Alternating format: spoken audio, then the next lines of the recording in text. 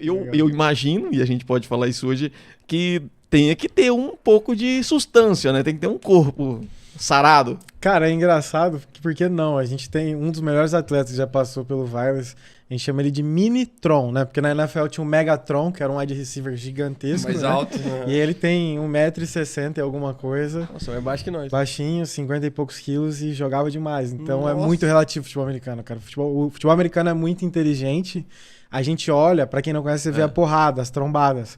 Mas é real que cada posição tem um biotipo mais adequado, por exemplo, entendeu?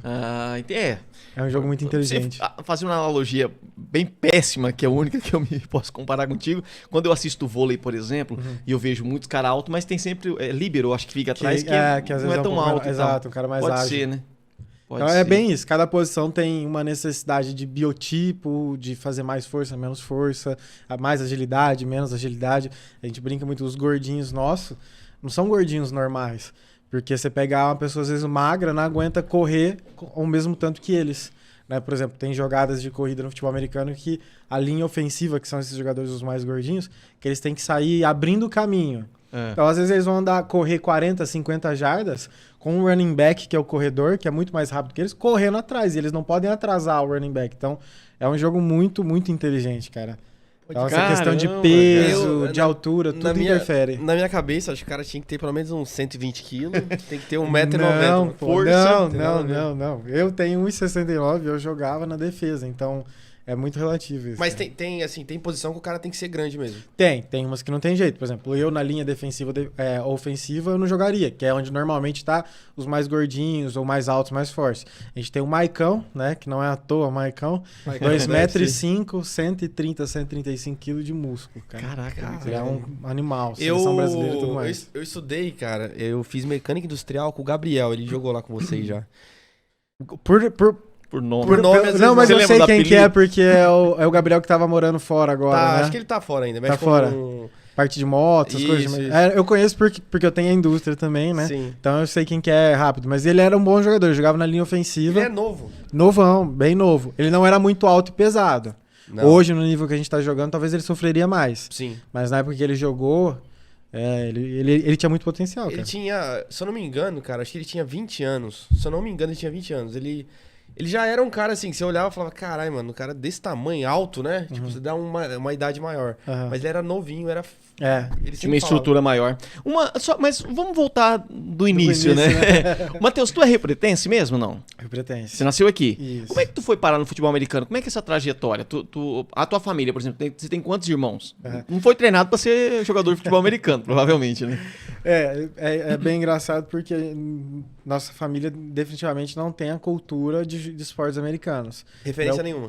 Meu pai, ele adora esportes, ele se formou em educação física, mas nunca trabalhou na área. Ele montou a indústria, então, enfim, ele nunca trabalhou na área, mas ele sempre gostou de esporte. Futsal, futebol e atletismo. Então, ele sempre praticou essas atividades aí. Eu e meu irmão, desde novo, meus pais tentaram colocar a gente no máximo de atividade possível para ver o que a gente gostava, mas nas tradicionais. Então, por exemplo, no colégio, karatê, capoeira, judô, né? Futebol. Aí na educação física você acaba que faz um vôlei, basquete e tudo mais. Mas eu sempre joguei futebol. Meu irmão sempre jogou futebol. Meu pai levava a gente para os rachas desde criancinha e tudo mais. Então, a gente nunca foi apresentado a esportes americanos dentro de casa. Sim. Como é que eu conheci? Eu tava numa viagem para os Estados Unidos. E a gente tinha ido uma vez, na segunda vez, eu falei, cara, não para, né, de passar jogo. E era no período de Natal, Ano Novo. E aí tem a ESPN 1, 2, 3, 4, 5. Aí tem a ESPN College, né, que é para jogos universitários, de universidade, que é muito diferente lá. Por exemplo, o jogo de futebol americano até uma final, que é o Rose Bowl, já deu 105 mil espectadores num jogo de universidade. Imagina, o NIRP versus o NORP, 105 mil pessoas assistindo. Caramba, acho que a gente não tem nem estádio. A gente não tem estádio pra Tem isso mesmo dessas coisas de jogos entre faculdades, né? É que lá, na verdade, você só chega numa liga profissional passando pelas universidades. Que lindo. Não é igual isso, aqui, não cara. tem categoria de base. Sim. Não tem. Então, assim, ó. Se você não tem dinheiro para pagar a universidade, que lá é muito caro, né? As universidades lá, diferente daqui, que as federais estaduais são as mais competitivas, que o pessoal mais quer participar e são públicas, né? Federais. Sim. As públicas lá não são de qualidade e as tops são pagas. Então, como é que o cara reduz custo? Bolsa de estudo. Como? com esporte, de modo geral, qualquer Sim. tipo de esporte que a universidade tem algum programa esportivo, ou cheerleader, banda de música, estudo de Meio ciências, que coisas. obriga a fazer. Você consegue caminhos, ou você paga, você tem alguém que Sim, tem sim. muita grana e paga pra ti 100%, Sim. ou você vai pra algum desses meios alternativos de bolsa. Então o Boa. esporte é o que mais tem. Então, por exemplo, um jovem pobre, lá, uma criança pobre, se os pais querem colocar ele numa escola boa, pra ele ter possibilidade de pegar uma bolsa de estudos numa universidade, eles vão fazer que essa criança jogue, treina, seja o melhor aluno possível, pra aí ele ser convidado para um colégio que tem um programa educacional tão bom quanto o esportivo, e nunca pode ser, só bom aluno, só bom atleta, né? Tem que ser os dois. É um equilíbrio. Se não atingir grades mínimas, você não consegue avançar.